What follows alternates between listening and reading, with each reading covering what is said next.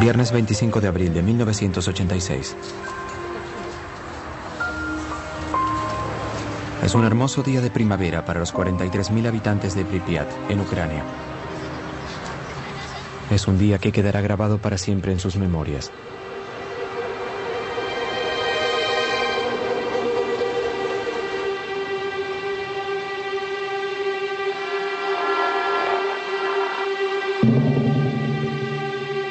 La planta nuclear Vladimir Ilich Lenin se encuentra a 3 kilómetros de la ciudad. Allí trabajan varios miles de personas. Esta noche, los 176 empleados del bloque 4 reciben la orden de probar un sistema de autoalimentación del reactor. Algo que podría ahorrar energía. A la 1:23 am se desactivan los sistemas de seguridad y comienza el experimento.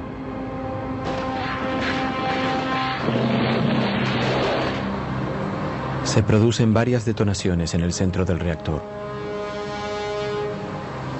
Mientras Pripyat duerme pacíficamente, el piso de la planta comienza a temblar.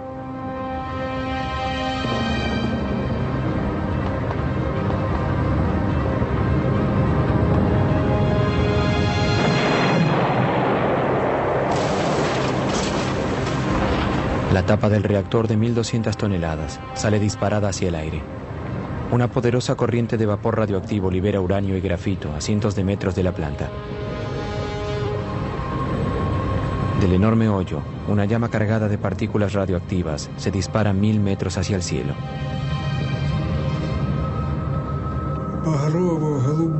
Provocó muchos colores. Eran muy brillantes. Naranja, rojo, azul, rojo sangre, un arco iris. Fue hermoso. Acaba de ocurrir el peor accidente nuclear de la historia. Fue a la noche, durante la madrugada. Recibí el llamado cerca de las 5 am. Me dijeron que hubo un accidente en la planta nuclear de Chernobyl.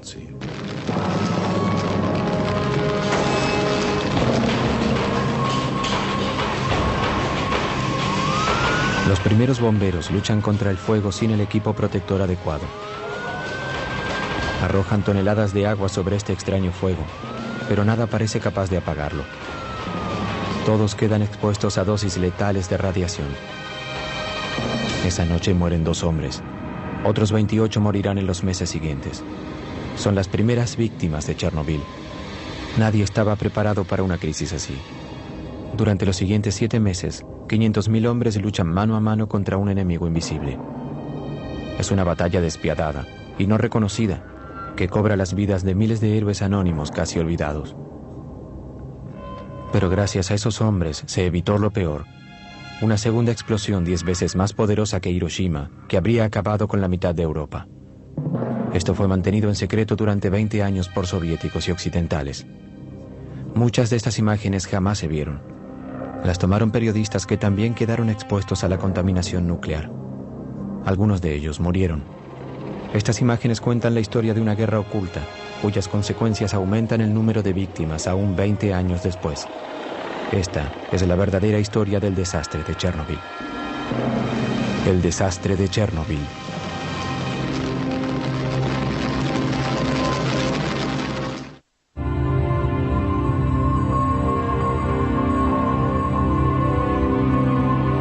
Chernobyl, 26 de abril de 1986. Temprano a la mañana las nubes se contaminan por las columnas radioactivas que se elevan 1000 metros hacia el cielo. Igor Kostin es fotógrafo de la agencia de noticias Novosti. Cuando un piloto de helicóptero amigo lo llama esa mañana y le ofrece sobrevolar Chernobyl, Kostin solo sabe que algo ocurrió en la planta durante la noche. Él es el primer periodista en ver el enorme hoyo. Держи это место! Держи! Держи! Где дым идет? Где дым? Cuando llegamos cerca del bloque 4 y lo rodeamos,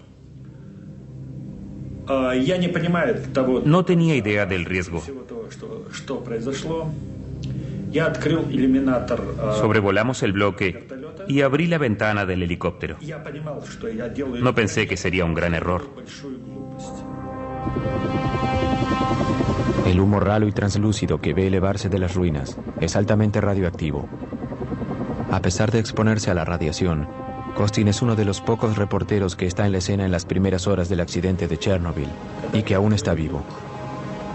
No pude oír nada cuando abrí la ventana. Las ruinas del reactor estaban debajo de mí. Me sentía flotar ingrávido en el espacio, como en una tumba. Había un silencio mortal. Ni siquiera oí el helicóptero. Nada.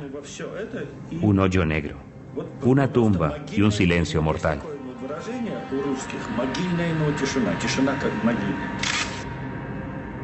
Esta foto es la primera imagen de la grieta. Al minuto todo mi equipo se atascó. No podía comprender qué pasaba. Pensé que me había quedado sin baterías. Solo logré tomar 12 fotografías. Al regresar a Kiev, procesé las imágenes y noté que los negativos estaban negros y los colores eran muy pobres.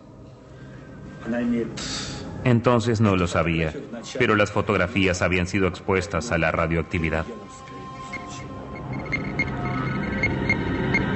En el corazón del reactor, enterrado bajo 14 metros de escombros, el grafito que rodea el combustible nuclear arde y derrite el uranio. La lluvia radioactiva será 100 veces más grande que el poder combinado de las 2 bombas atómicas arrojadas sobre Hiroshima y Nagasaki.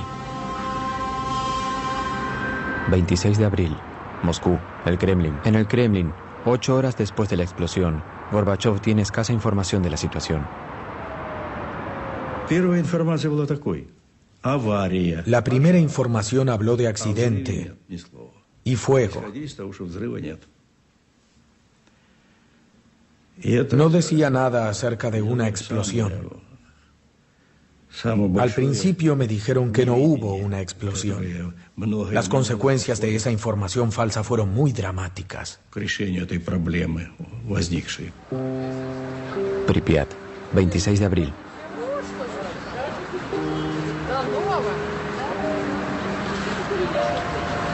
A 3 kilómetros de la planta, los 43.000 habitantes de Pripyat no saben nada del desastre. La vida continúa como siempre.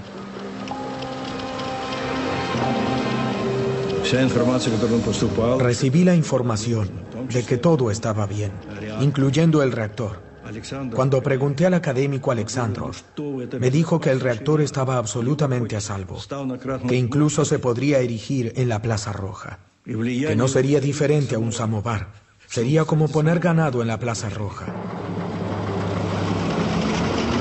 Pripyat, 26 de abril.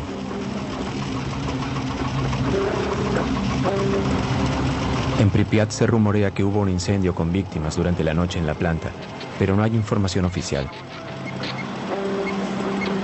Los destellos blancos en las imágenes son consecuencia de la radioactividad en la película. La gente en las calles no reacciona ante los soldados enmascarados diseminados por la ciudad.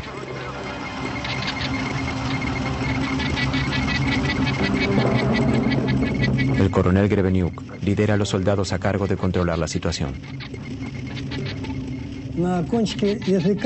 Sentíamos un sabor metálico en la boca, un sabor ácido. Dicen que la radiación no tiene sabor.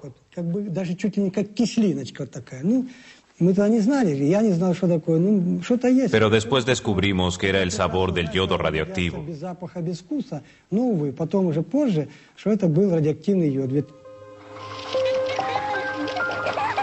Mientras los niños juegan en las plazas, los hombres del coronel Greveniuk pasan el día tomando las primeras lecturas de radioactividad en la ciudad.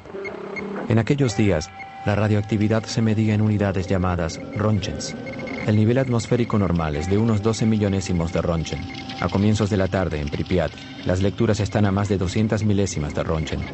En otras palabras, 15.000 veces más altas que lo normal. A la noche, el nivel llega a ser 600.000 veces más alto que lo normal.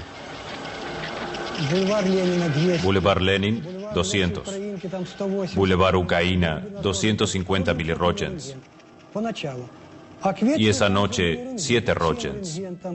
Mis subordinados comenzaron a pensar que las máquinas no funcionaban bien o que nos estaban mintiendo.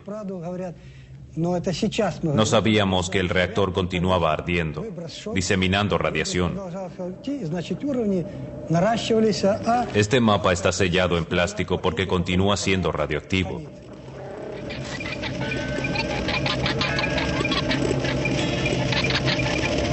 Un ser humano puede absorber hasta 2 Röntgens por año sin verse afectado. Pero el cuerpo se contamina letalmente si recibe más de 400 Röntgens. Durante ese primer día, los habitantes absorben más de 50 veces lo considerado una dosis inofensiva. A ese ritmo, alcanzarían la dosis letal en 4 días. Para comprender lo que sucede, el coronel envía una patrulla a tomar las primeras lecturas en la base de la planta.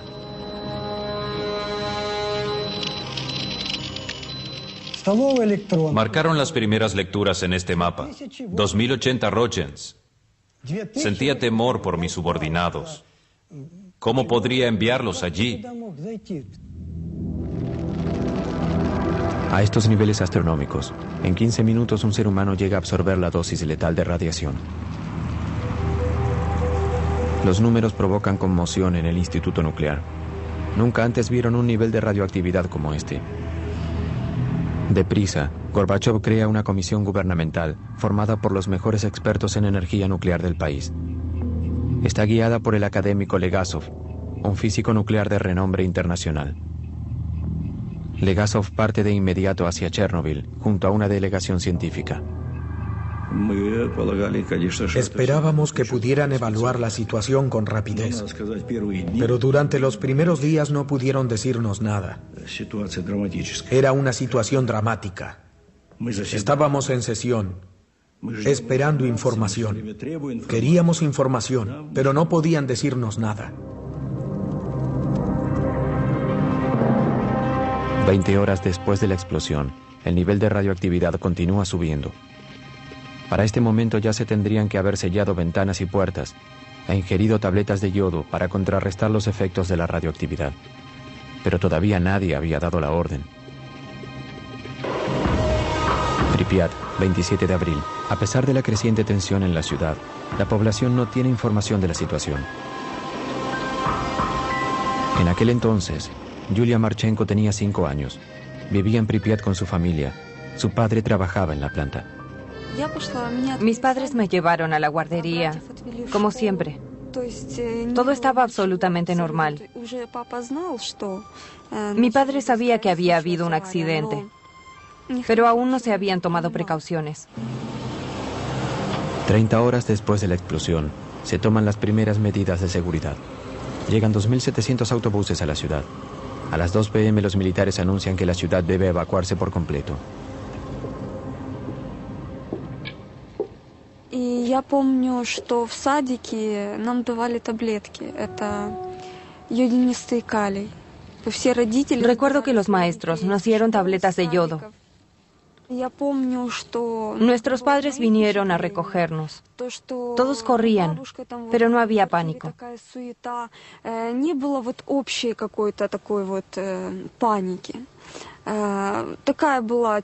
Pensamos que nos iríamos solo por 3 días.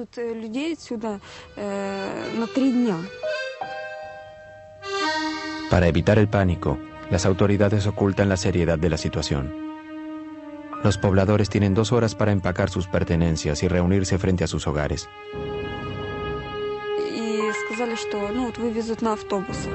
Nos dijeron que subiéramos a los autobuses. Recuerdo perfectamente bien escoger los juguetes que llevaría. Tenía muchas muñecas y quería llevarlas a todas, pero no pude. Ni siquiera pudimos llevar ropa de abrigo. Los pobladores deben dejar sus pertenencias y sus vidas atrás. Jamás regresarán.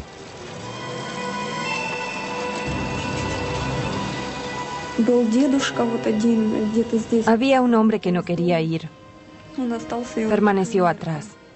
Hallaron su cuerpo unas semanas después.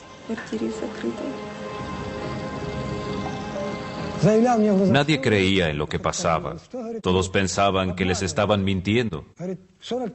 Recordaban la ocupación alemana y decían que en 1941 al menos caían bombas, pero ahora nada. La gente mayor no creía en un enemigo invisible y no había tiempo para explicaciones. Mis soldados y yo simplemente acatábamos órdenes. Pripyat, 27 de abril. En 3 horas y media, evacúan pacíficamente 43.000 personas.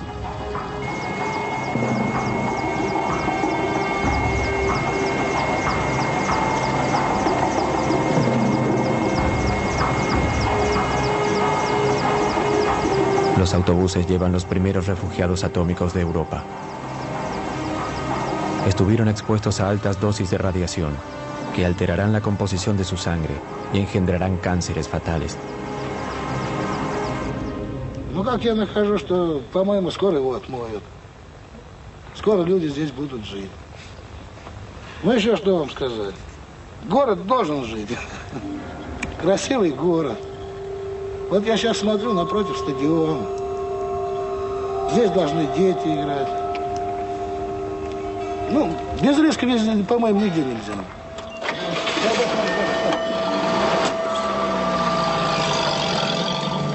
48 horas después del desastre, los únicos que quedan en la ciudad fantasma son el personal militar y los miembros de la delegación científica, con sede en el Hotel Pripyat. Como ignorando el peligro, comen, duermen y trabajan en el lugar. Eran personas íntegras, especialistas. Yo no podía creer que hicieran algo irresponsable o suicida. No, ellos subestimaron la situación. Nuestro antiguo criterio ya no servía. Ya había habido accidentes nucleares antes, tanto en nuestro país como en los Estados Unidos. Pero esa información se había mantenido en secreto. Jamás hubo un accidente de este alcance. Hasta pensaron que el reactor volvería a funcionar para mayo o junio. Mientras tanto, las nubes llenas de partículas radioactivas viajan al norte por el viento. Entre el 26 y el 27 de abril viajan más de 1000 kilómetros sobre Rusia, Bielorrusia y el Báltico. El 28 llegan a Suecia, donde detectan el aumento de radioactividad cerca de una de sus plantas nucleares. Poco después, la televisión alerta a la población. El polvo radioactivo de Chernobyl cae sobre Estocolmo. Las autoridades envían un escuadrón de aviones de caza a tomar lecturas en las nubes. El nivel de radioactividad sugiere que en algún lado hubo un gran accidente. 60 horas después del desastre, aún no se reporta ningún informe oficial fuera de la Unión Soviética. La ministra de Energía de Suecia llamó el lunes. Yo estaba en mi oficina en Viena. Me dijo que habían medido muy alta radioactividad cerca de nuestra planta en Forsmark, al este de Suecia. Concluyeron que provenía desde el exterior. Me preguntó si nosotros sabíamos algo. Le dije que no, pero que nos pondríamos en contacto con los demás. Nos contactamos con el polo, donde no sabían nada. Pensamos en otro lugar y nos contactamos con Rusia. ¿Qué pasó? ¿Una explosión? ¿Una nube radioactiva? ¿Contaminación grave? Fue Suecia quien nos alertó. 3 días después del accidente, mientras Gorbachov aún intenta reunir información, los satélites espías de América y Europa se orientan hacia la Unión Soviética y descubren las ruinas de la planta ucraniana. La visión térmica muestra claramente el humo que emana del enorme hoyo. En la noche de ese lunes 28, recibimos un mensaje del señor Petrosian, el director de la Comisión de Energía Atómica de Rusia, en donde nos informa del accidente. Al mismo tiempo, los rusos hacen pública la información al mundo. En el Politburó decidimos que era esencial que nos informaran todos los hechos de inmediato. Llamé a la KGB. Les pedí que estuvieran al tanto de todo lo que sucedía allí y que reportaran las conversaciones que mantenían los científicos. Les pedí que me reportaran toda la información a mí personalmente. Tomó más de 48 horas obtener información precisa del desastre. 2 días durante los cuales los 43.000 habitantes de Pripyat se exponen a la contaminación. La crisis continúa creciendo. En el fondo del reactor arruinado, 1.200 toneladas de magma hirviendo continúan ardiendo a más de 3.000 grados, enviando litros de gas y polvo radioactivo a la atmósfera. Europa está a merced de los vientos.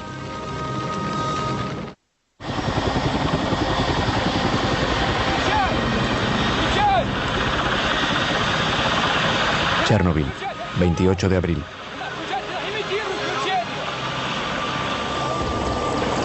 Al tercer día de la crisis, el general Antochkin y su flota de 80 helicópteros viajan desde Moscú para controlar el incendio y apagar el fuego.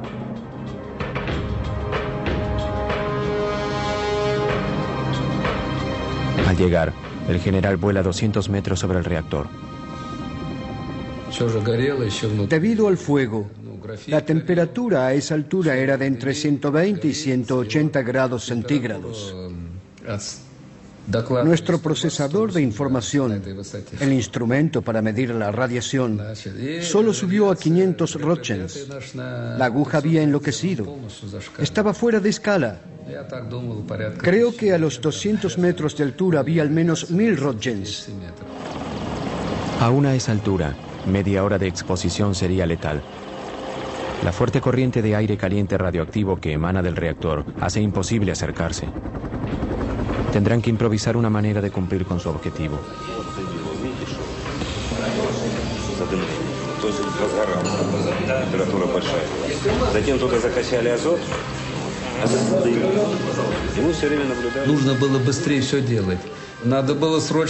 Debíamos hacer algo lo antes posible. Apagar el fuego y sellar el reactor para poder acercarnos lo suficiente para seguir el trabajo. También debíamos evitar que el polvo radioactivo continuara dispersándose. El viento lo arrastraba. Debíamos actuar con rapidez. Comienza un gigantesco ballet. Los mejores pilotos regresan del frente afgano para pilotear helicópteros con soldados que arrojan bolsas de 80 kilos de arena al fuego, con las manos desnudas. Esperan sofocar el fuego llenando el reactor con toneladas de arena y ácido bórico, que neutraliza la radiación. El primer día realizan 110 salidas, el siguiente 300. El nivel de radiación sobre el reactor es de más de 3.500 roentgens, casi 9 veces la dosis letal. Algunos pilotos realizan hasta 33 vuelos el mismo día. Cada vez que iban, recibían 5 o 6 roentgens. Si volaban con lentitud, aún más. Luego de arrojar 6, 7 u 8 bolsas, quedaban empapados de sudor por el calor. Luego de algunas misiones, mis soldados se lavaban y comían. Luego de un tiempo, comenzaban a vomitar.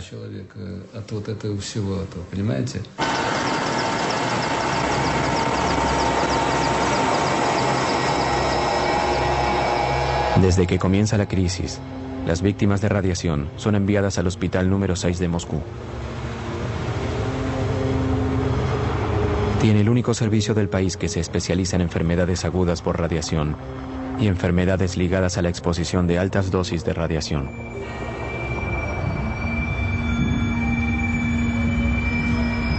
Los síntomas iniciales de la radiación, vómitos, náuseas y diarrea, son seguidos de un periodo de latencia. Solo después aparecen síntomas fatales, como el deterioro de la médula ósea y horribles quemaduras que comen la carne hasta el hueso.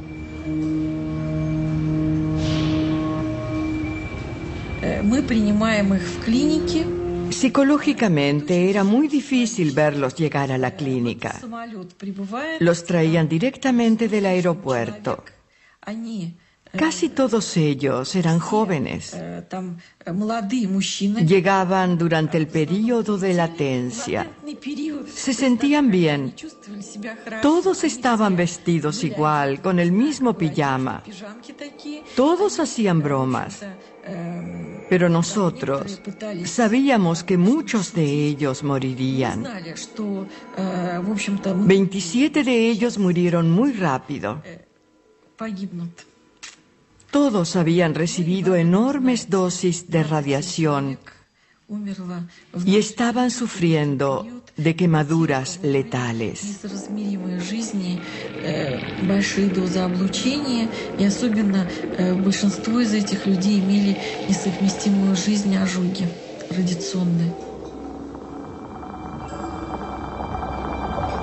Por 15 años, las autoridades reconocerían solo a las primeras víctimas.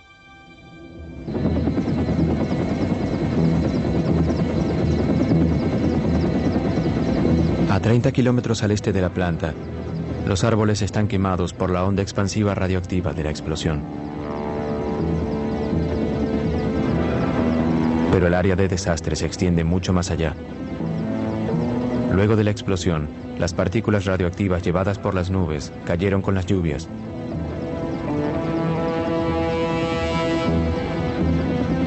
Este tipo de contaminación afectó a Ucrania, Bielorrusia y Rusia.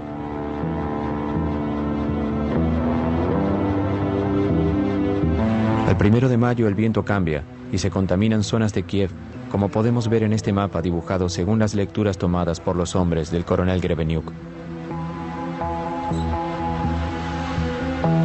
Las áreas más contaminadas aparecen en rojo y están rodeadas por áreas donde el nivel de radiación es normal. Pero la población sigue en la oscuridad. Solo se publica un reporte, un pequeño artículo en la página 3 del Pravda, que le quita importancia al accidente y dice que el peligro ya pasó. La situación empeoraba y todos actuábamos como si nada pasara. Continuábamos con las festividades del 1 de mayo, como si el país se rehusara a reconocer la situación. Ese fue el segundo error en el gran desastre de Chernobyl. 6 días después del accidente, a pesar de que el nivel de radiación supera en varios miles lo normal, las autoridades incitan a la gente a participar de las celebraciones del 1 de mayo, aún en zonas donde se sabía que había gran contaminación. Vi las festividades del 1 de mayo de 1986 con mis propios ojos. Estuve allí y presencié el desfile de la muerte. Fue un desfile de la muerte. Esas muertes fueron terribles.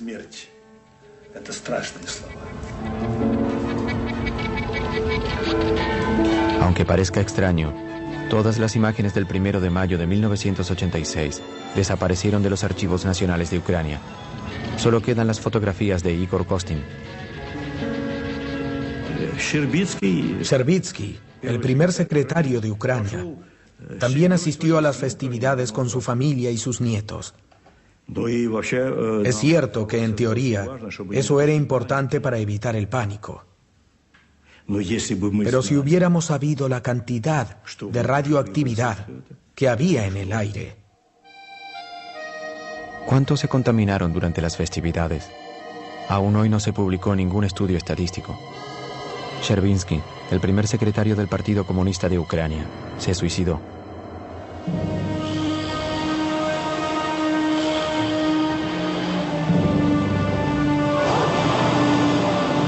El éxodo continúa una semana después de la explosión.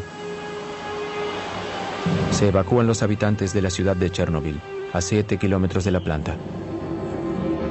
Luego siguen las poblaciones en un radio de 30 kilómetros en torno a la planta. 130.000 personas, muchas de las cuales ya están peligrosamente contaminadas, se mudan. Contaminado. Se evacúa abruptamente y se aísla del resto del mundo una zona de 300.000 hectáreas que abarca Ucrania y Bielorrusia.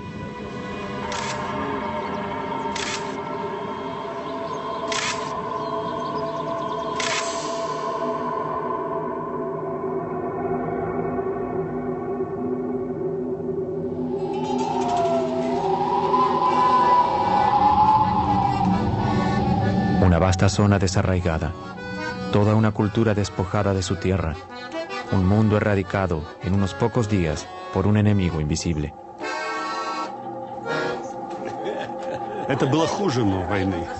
Fue peor que una guerra.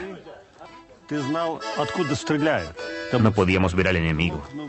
En una guerra es posible ver los cañones, las ametralladoras, los tanques. Aquí no ves nada. La radiación está por todas partes. Te atraviesa, te penetra, y solo sientes los efectos tiempo después, a veces años después. Es aterrorizante. Mientras tanto, la nube radioactiva continúa viajando sobre Europa. Vuela sobre Bavaria y el norte de Italia. Sobre el sur de Francia y Córcega, cae una lluvia radioactiva de yodo 131 y cesio 137. Los cultivos y los pastos se contaminan seriamente. Mientras las autoridades francesas niegan su presencia, la nube llega a Gran Bretaña y se extiende sobre Grecia. En Chernobyl, el nivel de radioactividad continúa subiendo. El hoyo se llenó con 6.000 toneladas de arena y ácido bórico. Pero bajo este gigantesco tapón, la hirviente magma continúa ardiendo. 10 días luego del desastre, Gorbachov invita a Hans Blix, el director de la poderosa Agencia Internacional de Energía Atómica, a visitar el lugar. Blix es el primer experto y el primer occidental en visitar Chernobyl.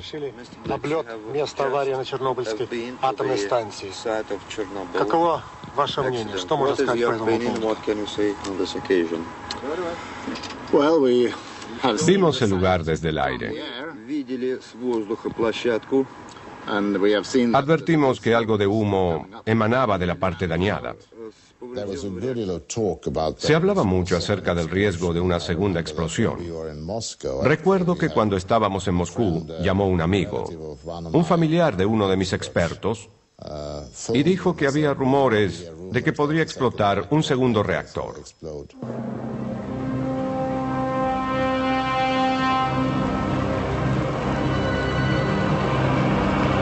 En el fondo del reactor, 195 toneladas de combustible nuclear continúan hirviendo, liberando tanta temperatura que la arena se funde gradualmente. Aparecen grietas en la superficie del tapón. Una vez que tapamos el hoyo, comenzó a subir la temperatura. Sentimos miedo porque eso podía causar una segunda explosión. Era aterrador. Llegaron científicos para tomar lecturas. Estaban muy preocupados. Temían que se llegara a una temperatura crítica que causara una segunda explosión. Eso hubiera sido una tragedia terrible. El bloque de cemento bajo el corazón del reactor se calienta y corre el riesgo de quebrarse. El magma amenaza con filtrarse. El agua que los bomberos arrojaron durante las primeras horas del desastre se juntó bajo el bloque. Si el magma radioactivo entra en contacto con el agua, podría provocar una segunda explosión aún más devastadora que la primera. Se llama a los mayores expertos del país. Vasily Nesterenko era uno de ellos. En aquel entonces trabajaba para mejorar los misiles nucleares intercontinentales de la Unión Soviética. Si el calor lograba quebrar el bloque de cemento, 1.400 gramos de la mezcla de uranio y grafito entrarían en contacto con el agua y provocarían una nueva explosión.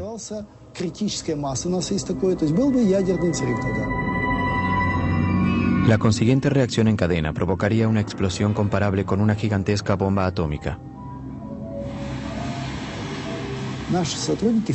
Nuestros expertos estudiaron la posibilidad y concluyeron que la explosión tendría una fuerza de 3 a 5 megatoneladas. Minsk, que está a 320 kilómetros de Chernobyl, habría desaparecido y Europa habría quedado inhabitable. Debíamos detener el proceso. Si continuaba, sería un enorme desastre. Un enorme desastre nuclear.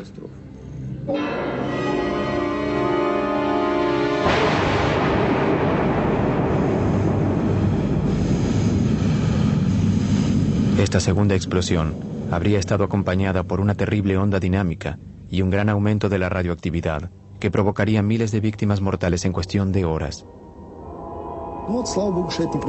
Gracias a Dios, eso no ocurrió. Había trenes con más de 1000 vagones en Minsk, Gomel y Kiev, listos para evacuar a la población. La situación es crítica. En Moscú, la Comisión de Estado declara 2 medidas de emergencia. Primero, envían un batallón de bomberos para drenar el agua bajo el reactor. Más tarde serán declarados héroes nacionales, pero sufrirán problemas por la radiación el resto de sus vidas. Segundo, sellan el abismo de manera más efectiva para bajar la temperatura de una vez por todas. En 2 días, los hombres del general Antochkin arrojan 2.400 toneladas de plomo en el reactor. En cuanto comenzamos a arrojar plomo, la temperatura bajó de inmediato. Se absorbió bien y selló el hoyo mientras se fundía. Así disminuíamos la radiación. Pero parte del plomo se funde cuando toca la llama y se evapora en la atmósfera. 20 años después, los niños enfermos de Chernobyl aún tienen rastros de él. En la actualidad es muy criticado, pero dada la situación, no había mejor solución. Y todos, militares o civiles, oficiales o no, trabajaron desinteresadamente.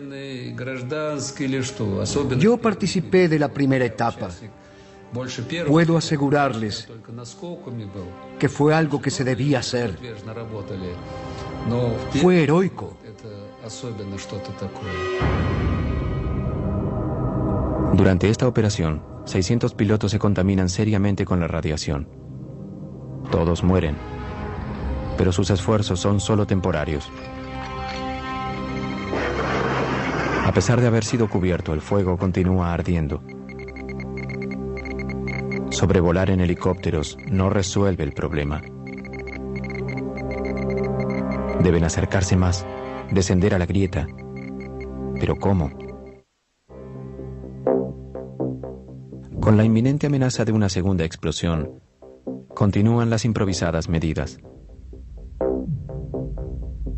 Los planos de la planta revelan que se puede llegar a la zona activa a través de los túneles de cemento para cables y tuberías. Una delegación de técnicos del Instituto Kurchatov se aventura en el laberinto. Avanzar es difícil. Parte de los túneles colapsaron en la explosión.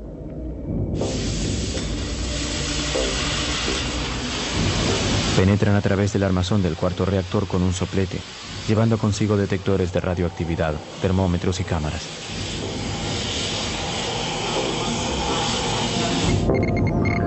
El resultado es aterrorizante. Los niveles de radiación son astronómicos.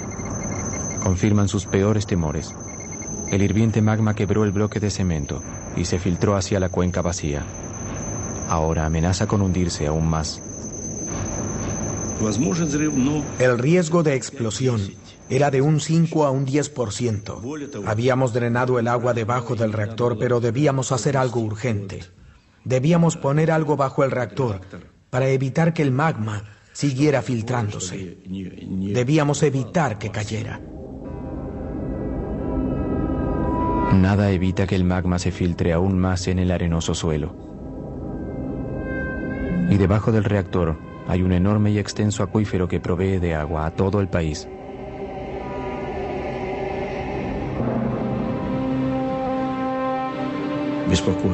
Lo que más nos preocupaba era que se hundiera toda la masa y llegara al agua subterránea. Eso contaminaría los ríos Pripyat, Dniepr y Kiev, el Mar Negro. Era imperioso llegar a una solución. Se considera una nueva operación, pero implicará la pérdida de más vidas. El 12 de mayo de 1986, 17 días después de la explosión inicial, los mineros de Tula, a 1000 kilómetros de Chernobyl, reciben una visita desde el Kremlin. El viceministro de la industria minera. El ministro nos habló acerca del accidente en Chernobyl. Nos dijo que necesitaban mineros de nuestra región, la cuenca de Moscú. Nos dio 24 horas para reunir nuestras cosas. Al día siguiente nos llevaron en autobús desde la plaza hasta el aeropuerto de Moscú. El 13 de mayo nuestros camaradas ya trabajaban en Chernobyl.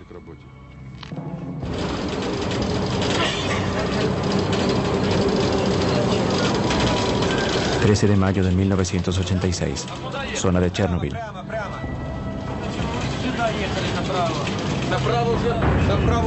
Su misión, llegar al reactor desde el único acceso posible, el subterráneo.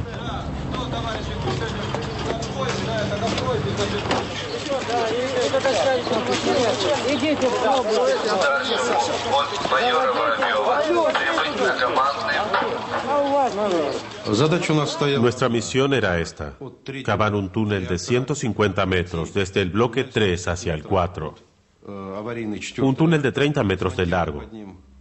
Luego, cavar un sitio de 30 metros de largo por 30 metros de ancho para poder instalar un sistema de refrigeración que enfriara el reactor.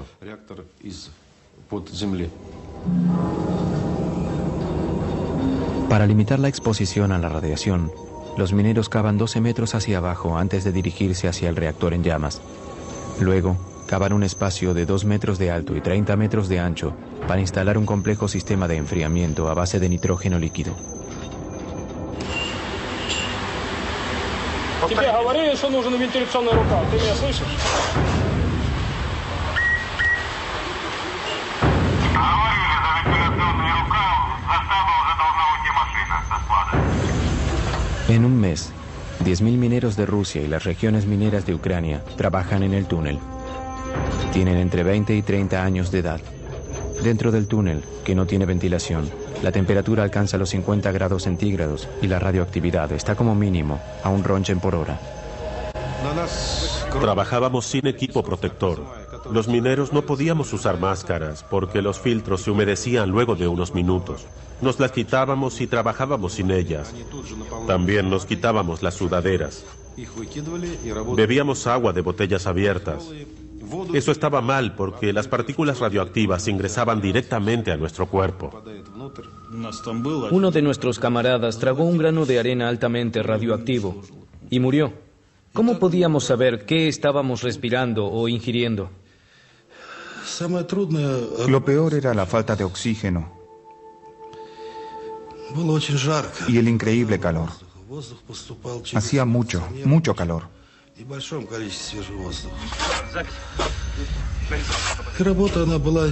Debíamos trabajar muy rápido, a un paso extremo, rápido, muy rápido. Eso fue lo peor. Vamos. Batallones de 30 mineros se van relevando cada 3 horas, 24 horas por día. En un mes y 4 días cavan un túnel de 150 metros, un trabajo que en una mina normalmente hubiera llevado 3 meses. Los lugares más peligrosos no estaban abajo. No había tanta radiación debajo del reactor. Pero a medida que subíamos, debíamos trabajar aún más rápido.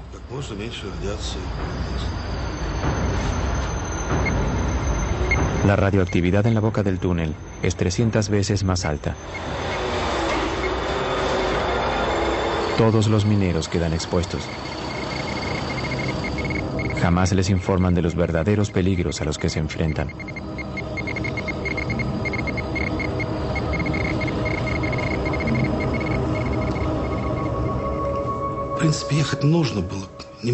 Alguien debía hacerlo. Nosotros o alguien más. Hicimos nuestro trabajo. ¿Debimos hacerlo? Es muy tarde para juzgar. No lo lamento.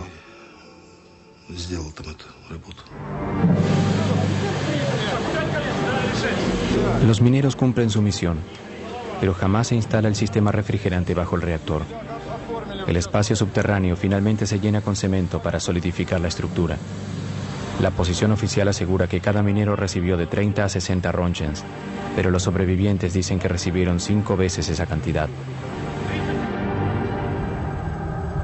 Se estima que un cuarto de esos hombres murió antes de cumplir 40 años. Son 2.500 pérdidas que no figuran en ninguna estadística oficial. Mientras los mineros cavan bajo el reactor, Hans Blix y las autoridades soviéticas organizan una conferencia de prensa en Moscú. Quiero decir que en representación de la AIEA lamentamos profundamente el trágico accidente, la pérdida de vidas y el daño que causó. Accedimos junto a las autoridades soviéticas a venir a Viena para un análisis posterior al accidente. Frente a 500 periodistas de todo el mundo, Blix anuncia una conferencia internacional que se llevará a cabo en Viena, donde los soviéticos compartirán su información del desastre. Para analizar el accidente. El efecto más importante de la conferencia de prensa fue que los rusos sintieron que podían confiar en nosotros. Estaban habituados a tener un gobierno en el que no creían, donde un accidente y un desastre eran ocultados. No se habían enterado de nada.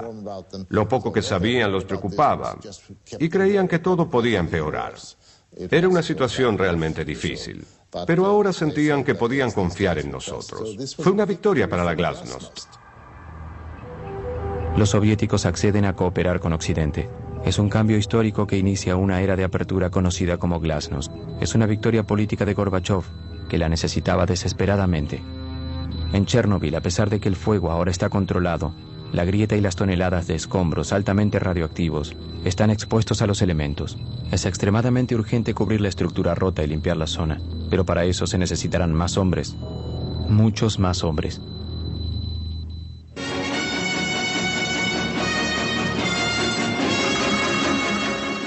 Добрый вечер, товарищи. 18 días después del desastre, Gorbachov finalmente se dirige al pueblo soviético. Авария на Чернобыльской атомной электростанции. Она больно затронула советских людей, взволновала международную общественность. Мы впервые реально столкнулись с такой грозной силой, какой является ядерная энергия, вышедшая из-под контроля. Вся работа, по сути, ведется круглосуточно. Задействованы научные, технические, экономические возможности всей страны. Se movilizó todo el país, sin formalidades burocráticas. Si alguien tenía lo que necesitábamos, lo tomábamos, sin formalidades. Luego nos preocuparíamos del costo. Era una situación límite. El general Nikolai Tarakanov comanda las tropas terrestres.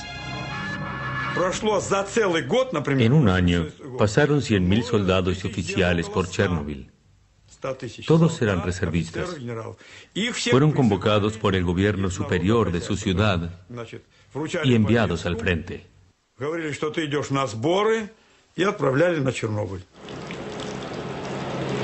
Personal militar o civiles, oficiales o simples soldados, todos eran liquidadores. Una palabra inventada para la batalla de Chernobyl. Su misión, limpiar o liquidar la radioactividad. Сначала ходишь первые дни, прячешься, одеваешь маску, а потом уже забываешь, даже на производстве уже забываешь одевать ее. Уже как дома, чувствуешь себя действительно, привыкаешь здорово. Все улыбаются, все довольны. Водку не продают. Вообще в Москве такой слух был, что на Чернобыль приезжает, водителям каждый день дают 150 грамм этого. Я с женой разговаривал, 150, и рассказываю, говорю, в столовую заходишь 150, выходишь 150. Она, ты хоть закусывай там. Самое интересное, тут просто нет. Шагу не ступить, говорю. Igor Kostin fue uno de los 5 reporteros de guerra autorizados por el Kremlin para cubrir la batalla. Es un cambio en un país que mantenía todo oculto. 3 de sus colegas murieron. No había títulos, ni ministros, generales o soldados. Nadie decía, soy general, hagan lo que digo. Todos hacían lo que podían. Y así fue como la operación apodada la liquidación del accidente de Chernobyl se puso en movimiento. 100.000 soldados, así como también 400.000 civiles, trabajadores, ingenieros, enfermeras, doctores y científicos de cada república soviética pasan por Chernobyl. La Unión Soviética combate su última gran batalla. 500.000 personas. Las tropas en Chernobyl fueron mayores a las de Napoleón, pero nuestro ejército se contaminó.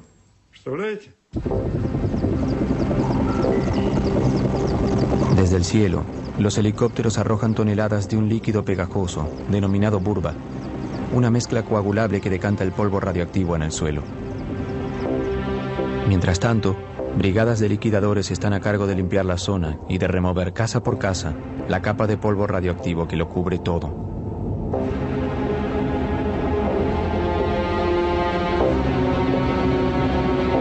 Создавались специальные бригады охотников. Se formaron escuadrones de caza especiales. Patrullaban el campo y los bosques con rifles. Mataban perros y gatos.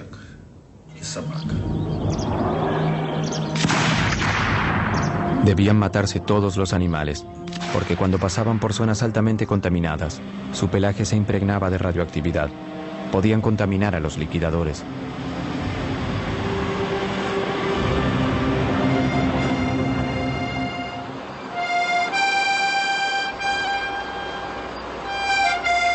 Se evacúan las últimas poblaciones con habitantes de la zona. Se derriban una a una las casas y se entierran. Por las noches, los camiones, las máquinas y los hombres están cubiertos de polvo radioactivo.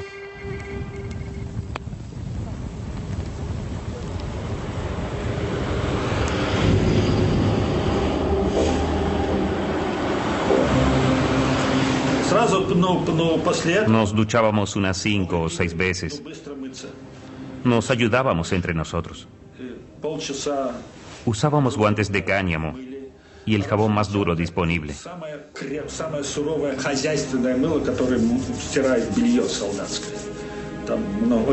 Nos frotábamos.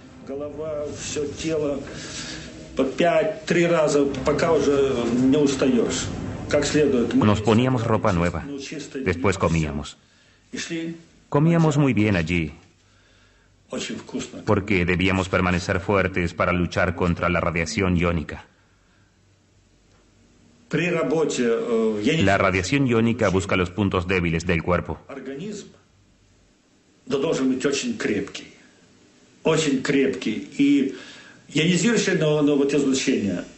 Así halla la forma de penetrar y te destruye. Julio, zona industrial, reactor 4.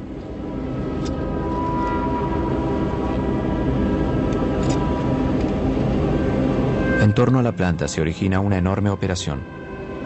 Son 7 días por semana sin ningún día libre. Se trasladan 300.000 metros cúbicos de tierra contaminada a hoyos enormes que luego se cubren con cemento.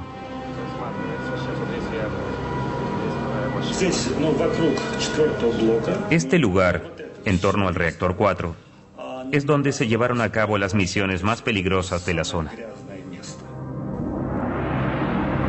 8 semanas después de la explosión, los liquidadores abordan el corazón del problema. Para neutralizar el desecho tóxico a largo plazo y evitar que continúe diseminándose, todo el reactor accidentado debe ser aislado. Lev Borchakov es uno de los ingenieros que diseña la enorme estructura que cubrirá por completo el reactor 4. Un sarcófago de acero y concreto de 170 metros de largo y 66 metros de alto.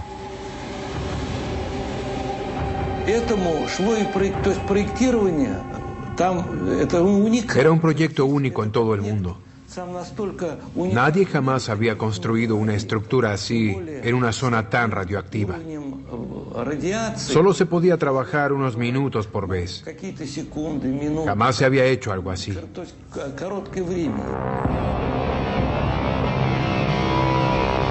Es un enorme desafío. ¿Cómo se puede construir una estructura monumental en un lugar donde los humanos pueden trabajar solo unos minutos o incluso unos segundos por vez? Esta situación completamente nueva requiere más improvisación de los liquidadores. Se arriesgan más vidas.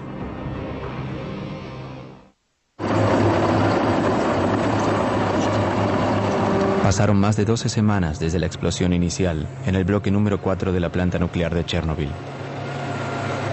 Para detener la contaminación letal, se lanza un último ataque.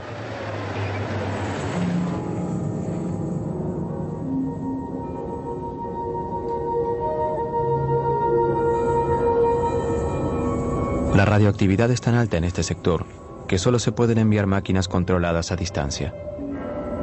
Pero la gente debe poner las máquinas en posición.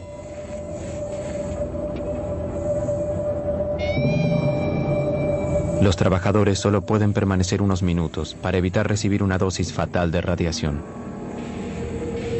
Con cada segundo, sus vidas peligran más y más. Este es uno de los vehículos blindados. Parece primitivo, pero debimos construirlo nosotros. Revestimos las cabinas por completo con plomo para proteger a los soldados contra la radiación.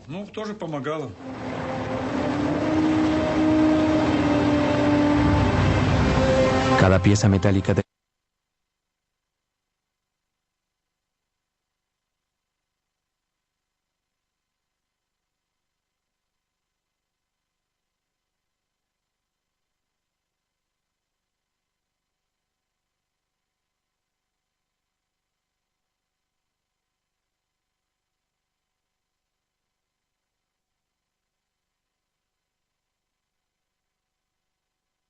de esta grúa.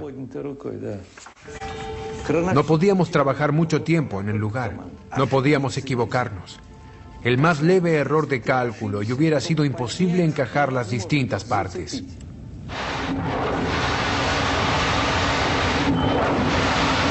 A pesar de las condiciones extremas, el trabajo progresa. Se usan 100.000 metros cúbicos de cemento para hacer la estructura. Pero el descubrimiento de un nuevo problema obliga a detener el trabajo. El techo de la planta está cubierto por piezas de grafito altamente contaminadas.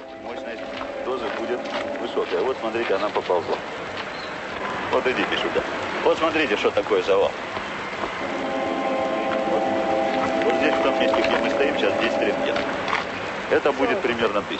Вот около вот этого колпака примерно 200. Все, пойдемте. На сегодня хватит нам. Выходим, пойдемте. И ты тоже выходи оттуда. Estas piezas de grafito envolvían varas de uranio. Fueron arrojadas del reactor durante la explosión. Una sola pieza despide suficiente radioactividad como para matar a un hombre en menos de 1 hora. Deben deshacerse de ellas antes de continuar con la construcción.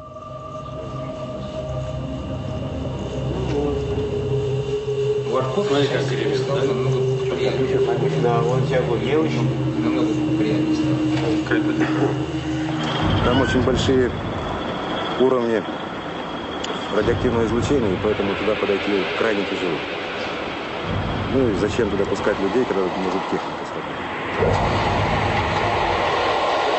Envían robots al techo para arrojar los letales escombros por el borde. 60 metros abajo, otros robots los recogen y los entierran en hoyos.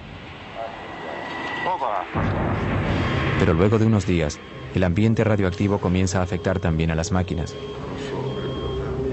Sus circuitos electrónicos ya no resisten. Se vuelven locos y se averían. Una de las máquinas se precipita hacia la grieta.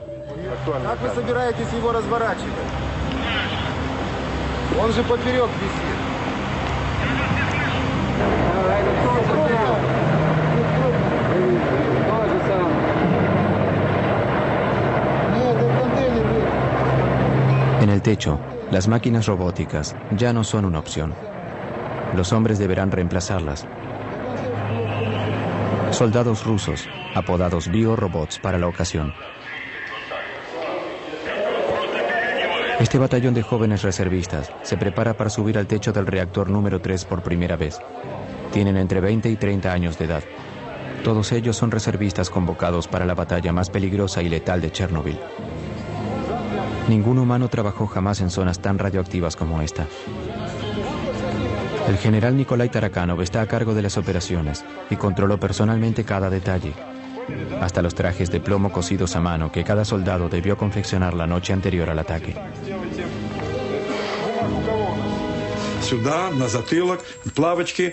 El frente, la espalda, las botas, todo estaba cubierto de plomo. Un casco, una máscara para protegerse de los rayos beta,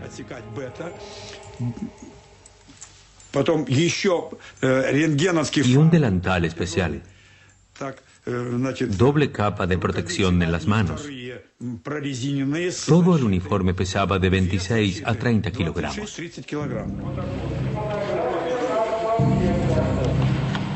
Хорошо, значит, первый вопрос решили. Так, медицинское свидетельство все прошли? Все. Нет, подождите, это ответ, значит, не по существу. Она строит, значит, я, Сергей Товарищевич, говорю, мы проводили 2 дня назад эксперимент с научным центром. Офицеры ходили туда вместе со мной. Понятно? Значит, страшного, конечно, ничего там нет. Это ясно. Сегодня состоялось решение и правительственное. Они тоже идут туда же? И многие так, ну некоторые... Obviamente algunos no querían ir, pero debieron hacerlo. Eran reservistas.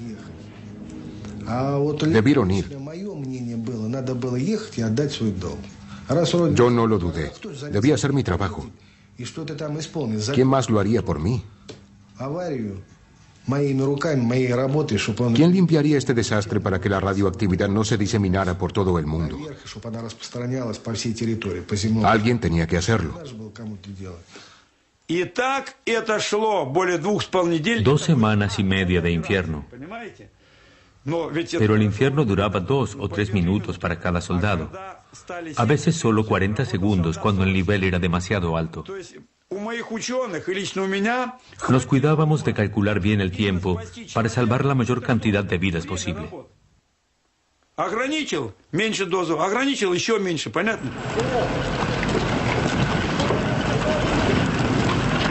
Cuando suena la sirena, un grupo de 8 soldados y un oficial sube al techo. Su misión es simple: palear los escombros radioactivos lo más rápido posible y retirarlos del techo.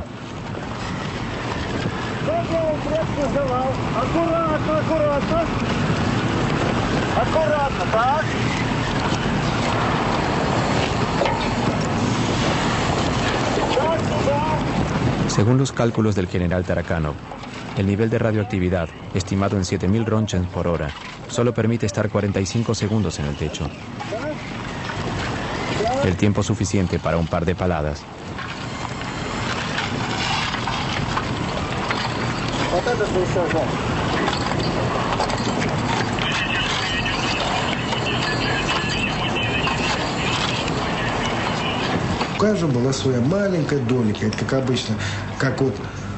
Éramos como hormigas. En cuanto algunos terminábamos la tarea, otros nos reemplazaban de inmediato. Todos hacían su trabajo sin importar lo pequeño que fuera.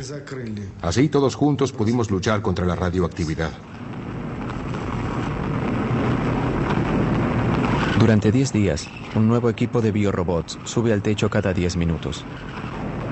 Según el personal militar, 3.500 personas participan de la limpieza.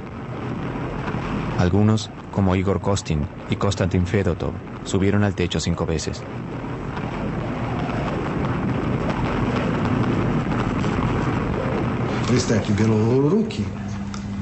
Sosteníamos piezas de 1500 Roentgens. Luego de un día de trabajo, las manos dolían y no podíamos cerrarlas.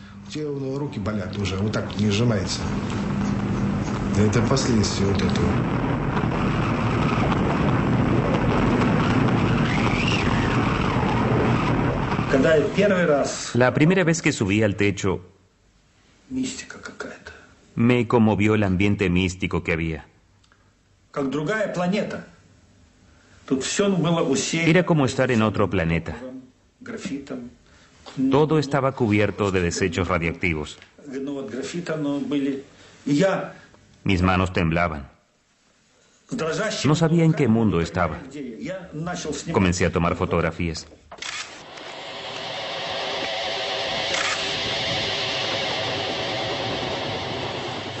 Si miran bien, pueden ver los rastros de la radiación en la película. Yo sostenía la cámara así, y esto se elevaba del piso así. Los ojos dolían y sentíamos un sabor metálico en la boca. Eran los dos síntomas. Una vez que sentías eso, sabías que habías recibido más que la dosis. No podías sentir los dientes. En la boca sentías el sabor del plomo.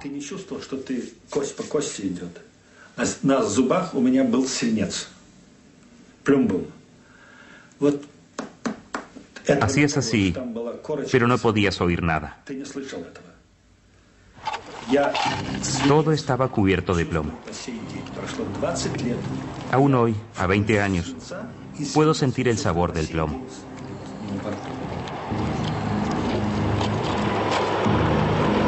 Miles de ellos descubrirán que este sabor peculiar significa que el enemigo invisible está atacando. Porque mientras estos biorobots sacrifican su vida en el techo de la planta, la limpieza continúa en la zona de 30 kilómetros, 24 horas por día, llueva o haya sol.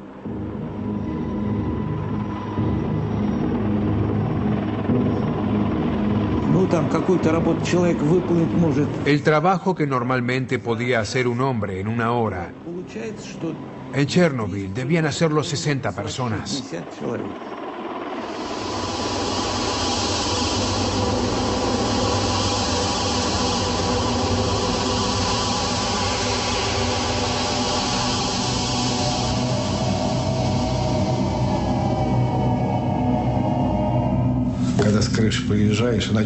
Cuando bajábamos del techo, parecía que unos vampiros habían succionado nuestra sangre.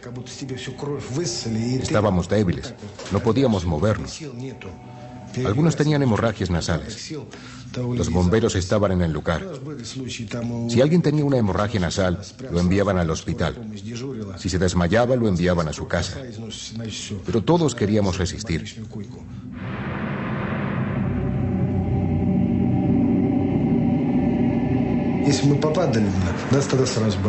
En aquella época éramos jóvenes y fuertes. Nuestra salud está mal. Perdimos todo.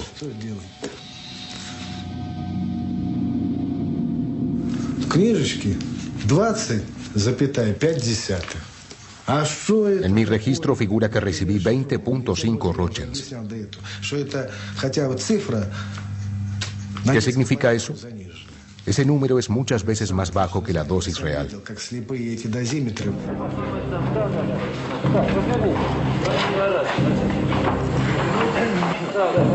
Позвольте мне от оперативной группы Министерства обороны СССР вручить вам почетный гроб. Спасибо вам за выполнение. Como recompensa, cada soldado recibe un certificado de liquidador del ejército y un bono de 100 rublos, el equivalente actual a $100.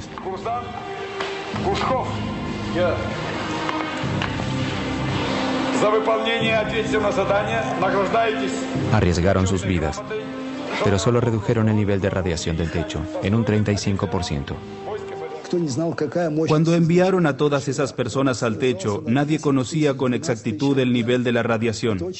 Ahora sabemos que estaba entre 10.000 y 12.000 rochens por hora. Con ese nivel de radioactividad, no tendrían que haber enviado a nadie.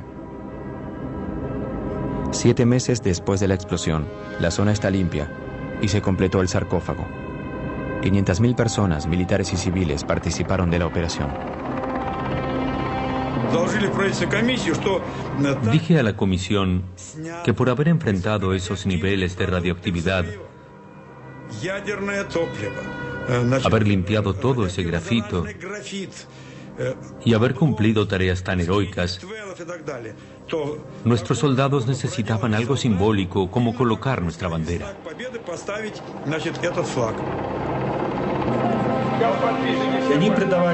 Colocar allí nuestra bandera fue como colocar la bandera en el Reichstag. Cuando el Ejército Rojo conquistó el fascismo, Para ellos, la bandera fue el símbolo de su triunfo sobre la radioactividad.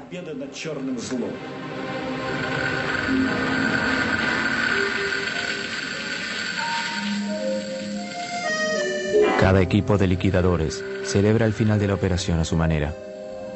Borchakov y sus hombres graban sus nombres sobre la pieza metálica que irá arriba del sarcófago.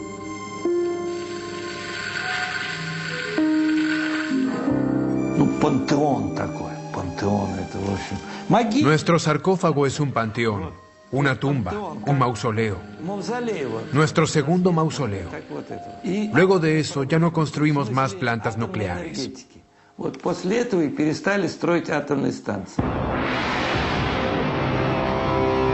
Es una victoria amarga.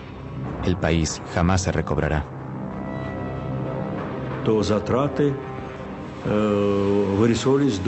Nos costó 18.000 millones de rublos. En aquel entonces un rublo valía $1.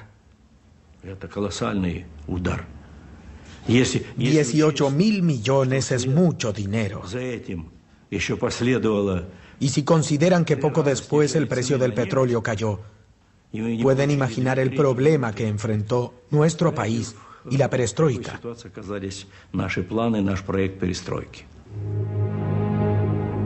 Caen las primeras nevadas sobre Chernobyl. Para las autoridades, esto demuestra que el sarcófago es hermético. Al menos por 30 años, según sus predicciones. Los liquidadores regresaron a casa. Los reactores 1, 2 y 3 están en actividad. La primera batalla de Chernobyl culminó con una victoria que anuncia el final de la Unión Soviética. Pero para muchos, también marca el comienzo de una guerra que, 20 años después, aún no terminó. 20 años después, Pripyat continúa siendo una ciudad fantasma. Yulia, junto a Igor Kostin, desea ver el apartamento donde vivió con su familia hasta el fatídico día de la evacuación. Al contrario de lo que les dijeron, ningún habitante del lugar pudo regresar a vivir a los desiertos edificios.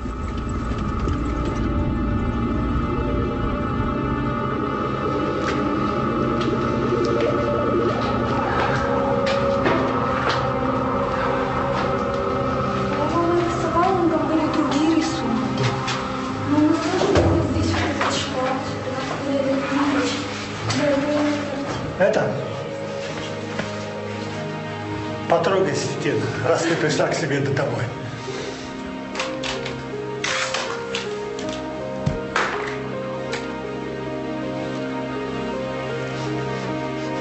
Para Igor Kostin, la visita también despierta dolorosos recuerdos.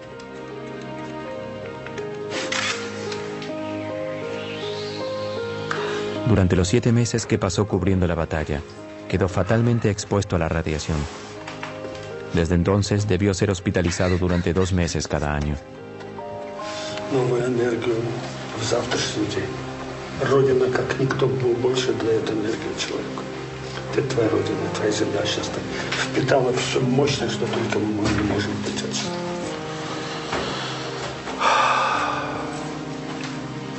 У меня такое ощущение, что я здесь была всю жизнь.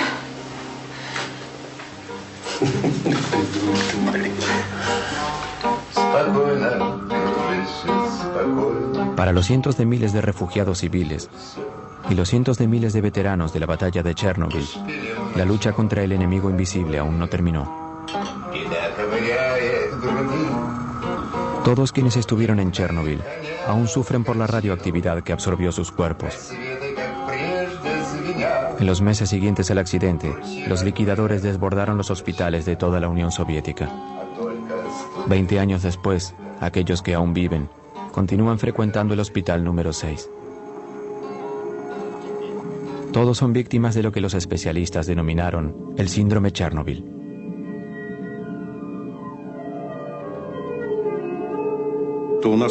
Todos tenemos muchos síntomas. En el corazón, el estómago, el hígado, los riñones, en el sistema nervioso.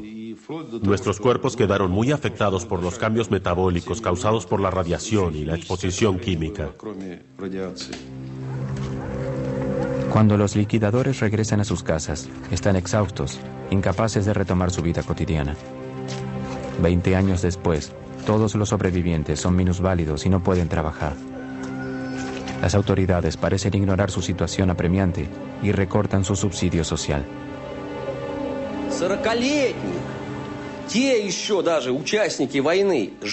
Los veteranos de la guerra en Afganistán aún están vivos. Mientras nosotros nos consumimos. Escribí un poema acerca de esto.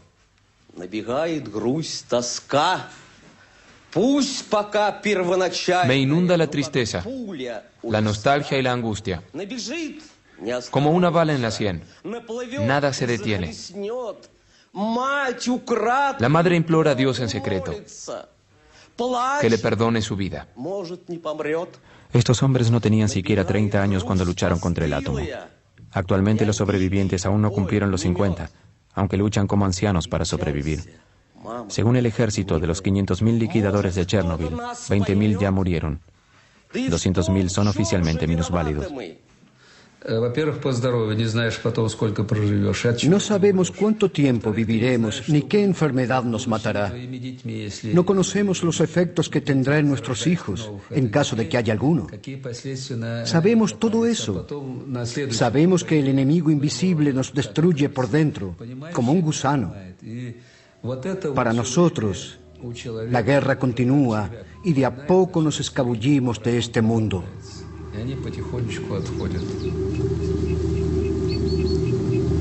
Pero durante 2 décadas, oficialmente solo se atribuyeron 59 muertes al desastre de Chernobyl.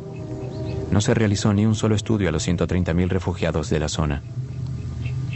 El Estado no realizó ni una sola estadística de los 500.000 liquidadores. No hay registros de la población que continúa viviendo cerca de Chernobyl y en las zonas contaminadas. Esas personas tampoco saben la verdadera cantidad de radiación a la que estuvieron expuestas. 6-0, да? Це вже підвищується. Вчора була 5 і 7, а сьогодні вже 6-0. Це не підвищується, таке може бути. Да? Плюс-мінус. Плюс-мінус. Це не таке страшне.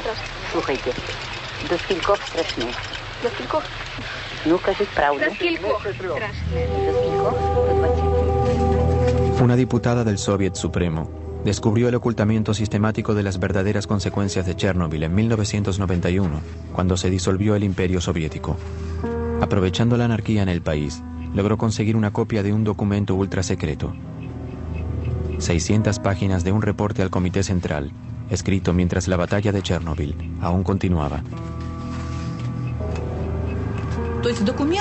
Cuando leí estos documentos, descubrí que todo había sido diferente. Descubrí las terribles mentiras que los líderes del partido nos habían contado. El decreto número 12 decía que hacia el 12 de mayo de 1986, unas 10.189 personas ya habían sido hospitalizadas. 345 mostraban señales de lesiones por radiación. Al mismo tiempo, nos decían que todo estaba bien, que no pasaba nada serio.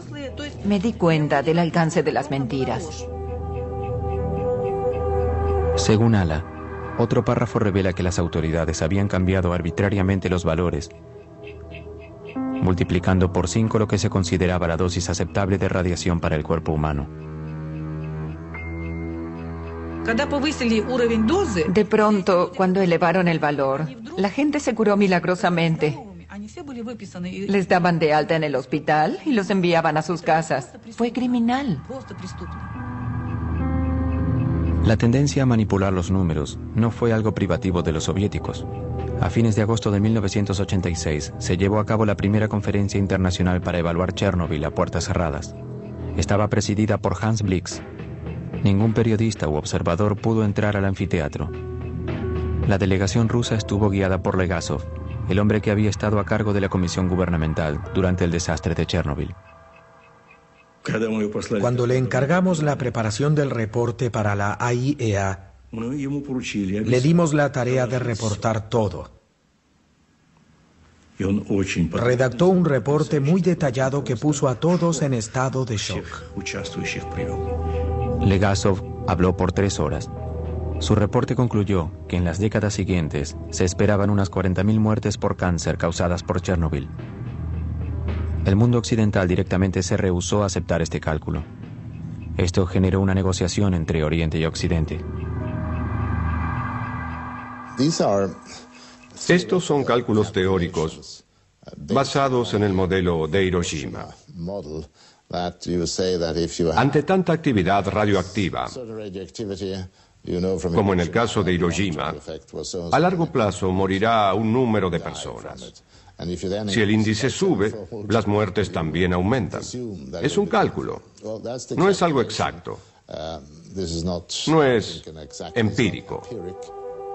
Otra vez, los números eran sorprendentemente flexibles. Cuando terminó la conferencia, la gente ya no hablaba de 40.000 muertes, sino de 4.000 muertes probables. Unos 20 años después, en septiembre de 2005, este número se convirtió en la cifra oficial de muertes del desastre. Los más acérrimos oponentes de la política soviética de transparencia fueron los franceses, que hasta llegaron a negar que la nube radioactiva había pasado por sobre su país. Est-ce qu'on a constaté quelque chose au-dessus de la France? Non, parce que les vents ne vont pas dans cette direction-là. Les vents tournent dans le sens inverse d'une montre. Il n'y a pas lieu du tout de s'inquiéter. C'est sans aucun danger pour la santé publique. 20 años después, en Francia y en especial en Córcega, se reportan casos de cáncer de tiroides de la misma naturaleza y gravedad que los de las regiones cercanas a Chernobyl. El elemento más peligroso que salió del reactor de Chernobyl no fue ni el cesio ni el plutonio, sino la mentira. La mentira del 86, así es como yo la llamo. Una mentira que se propagó como la radioactividad por todo el país y el mundo entero. El 27 de abril de 1988, segundo aniversario del desastre, el académico Legasov, que había trabajado tanto para revelar la verdad, decide terminar con su vida.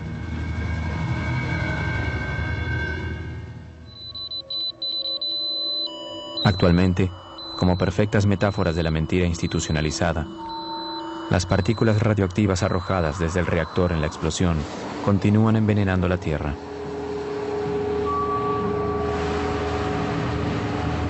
Veinte años después del desastre, la zona de Chernobyl sigue siendo inhabitable.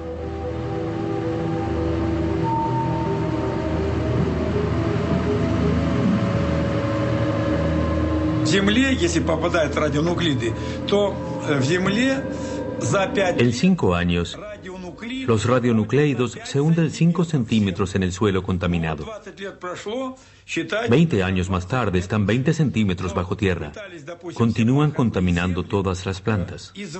Para limpiar eso, deberíamos quitar 20 centímetros de tierra y enterrarla en contenedores sellados. Es un trabajo demasiado grande. Es imposible.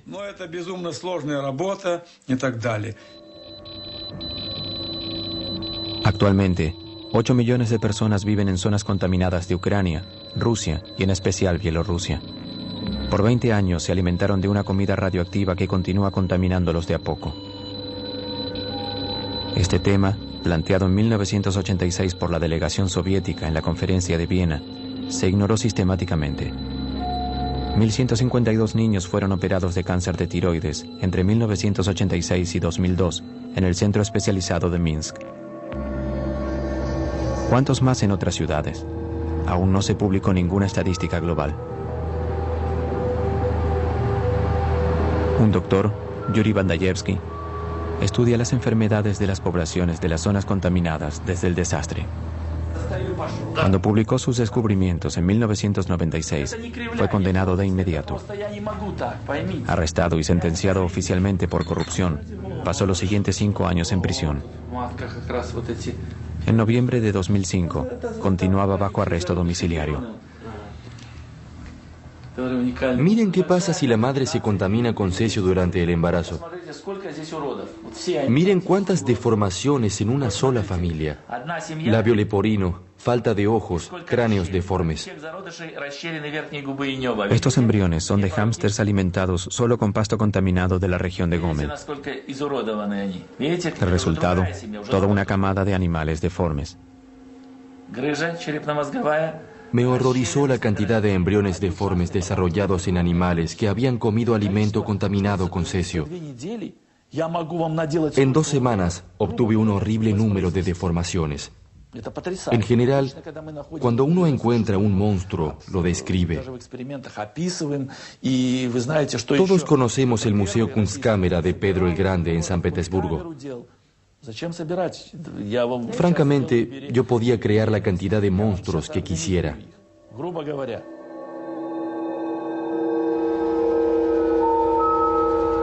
No hay un estudio oficial de mutaciones genéticas derivadas de Chernobyl. A pesar de los miles de abortos producidos en los meses posteriores al desastre, hay cientos de niños que sufren los efectos de la radiación. Las deformaciones que vemos entre estos niños son similares a las de los hámsters de Bandayevsky. En Bielorrusia actualmente 300.000 niños sufren las consecuencias de la contaminación. Organizaciones no gubernamentales, como la Cruz Verde Internacional, fundada por Gorbachov luego de dejar el gobierno en 1991, abrieron centros de tratamiento y de apoyo para las víctimas de Chernobyl. También organizan campamentos terapéuticos que buscan enseñar a las nuevas generaciones de áreas contaminadas cómo convivir con la radioactividad, como aquí, que controlan la contaminación de la comida. ¿Cuántos años continuaremos con esto? ¿800 años? 800 años. ¿Hasta que nazca el segundo Jesucristo? ¿Hasta su regreso? Sí. Chernobyl jugó un papel importante para todos nosotros. Y por supuesto, debemos continuar investigando sin escatimar los recursos. Debemos fortalecer nuestra cooperación internacional y crear centros científicos internacionales para hallar nuevas fuentes de energía más seguras. Ese es el tema principal. No deseo que nadie, ni mis amigos ni mis enemigos, pasen por una tragedia así. Nadie merece vivir lo que vivimos en Chernobyl. Todos somos seres humanos y nadie merece eso.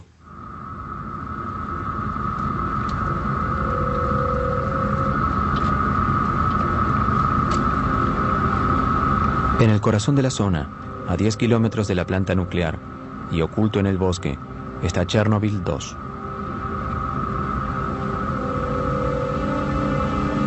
Hace 20 años nadie podía acercarse a este enorme radar militar, el ojo oculto de Moscú para divisar misiles norteamericanos. El hecho de que haya sido puesto fuera de servicio luego de la explosión coincide con lo que el accidente de Chernobyl pareció presagiar. Usar armas es algo terrible. Y las armas nucleares son aún peores. El accidente de Chernobyl involucró un solo reactor. Fue un accidente limitado cuyas consecuencias aún están con nosotros. Tuvimos 2 bombas, Hiroshima y Nagasaki. Con ellas las consecuencias también continúan actualmente con nosotros. Chernobyl nos mostró la verdadera naturaleza de la energía nuclear en manos humanas. Calculamos que nuestro misil más poderoso, el SS-18, era tan poderoso como 100 Chernobyl. El SS-18 era la cabeza nuclear que los americanos más temían. Y teníamos 2.700 de ellos. Eran los misiles que teníamos para los americanos. 2.700. Imaginen la destrucción. El señor Gorbachov tenía razón al decir que Chernobyl fue la gran ilustración de la radioactividad liberada. En ese sentido, sugirió a la gente vívidamente que debemos terminar con las armas nucleares. Un año y medio después de Chernobyl, Mikhail Gorbachov quitó todas las cabezas nucleares soviéticas ubicadas entre 500 y 5.000 kilómetros. 10 años después, se ratificó el Tratado de Prohibición Completa de los Ensayos en todo el mundo, a excepción de la India. Chernobyl marcó el comienzo del desarme de los mayores rivales nucleares del mundo. Chernobyl convenció a todos. Soviéticos y americanos advirtieron de una vez por todas la magnitud de los volcanes atómicos que nuestros países preparaban. No solo nuestros 2 países, sino todo el mundo. Todo el mundo. 20 años después, El desastre de Chernobyl y sus lecciones parecen desaparecer de la memoria. Mientras tanto, bajo el envejecido sarcófago del reactor número 4, el veneno sigue siendo letal. En 2001, los 3 reactores de Chernobyl fueron cerrados para siempre. Pero 20 años después de la explosión, un dosímetro supera los límites en la base del sarcófago. Altos niveles de radioactividad, 100 veces más de lo normal, aún contaminan los alrededores de la planta. La estructura se debilitó por la lluvia y la erosión. Desde su construcción, 3.000 liquidadores la controlan y previenen los daños. Construimos este sarcófago para que durara 30 años, pensando que 30 años luego de la explosión podríamos construir un nuevo sarcófago sin tener que apresurarnos por los altos niveles de radiación. Ya pasaron 20 años y no se hizo nada. Su reemplazo es urgente. Pero Ucrania ya no tiene más dinero. Nosotros tampoco. Un nuevo sarcófago está en camino, pero su construcción ya tiene 10 años de retraso. Es una estructura de 108 metros de alto que cubrirá el primer sarcófago por completo. Costará $1.000 millones. Se estableció un fondo internacional dirigido por Hans Blix. Aún no colocamos el nuevo sarcófago sobre el otro. Lo haremos en un par de años. Cuando ya esté hecho, podremos quitar la masa de combustible fundido que aún queda allí.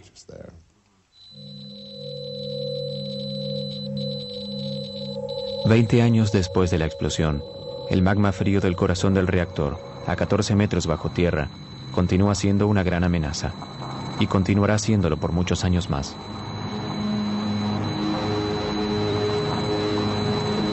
Rezo a Dios para que el sarcófago jamás colapse. Eso sería lo peor que podría ocurrir, porque adentro hay 100 kilogramos de plutonio. 1 microgramo es la dosis letal para un ser humano. Eso significa que hay suficiente plutonio como para envenenar a 100 millones de personas. La vida media del plutonio, el tiempo que necesita la mitad del plutonio como para desaparecer, es de 245.000 años. Es algo que podríamos considerar eterno. Hay zonas donde nunca jamás habrá vida otra vez. A pesar de esta terrible advertencia, el desarme nuclear impulsado por Chernobyl está siendo cuestionado actualmente. Si el desarrollo nuclear para uso civil se presenta como una solución a los problemas de los combustibles fósiles y el calentamiento global, este paisaje nos recuerda que esa opción no carece de consecuencias. Se necesita mucho cuidado y una buena información acerca de los riesgos que presenta. Chernobyl también nos recuerda que si queremos vivir con la radioactividad y sus inevitables peligros, también debemos evitar que las generaciones futuras corran el riesgo de un apocalipsis nuclear.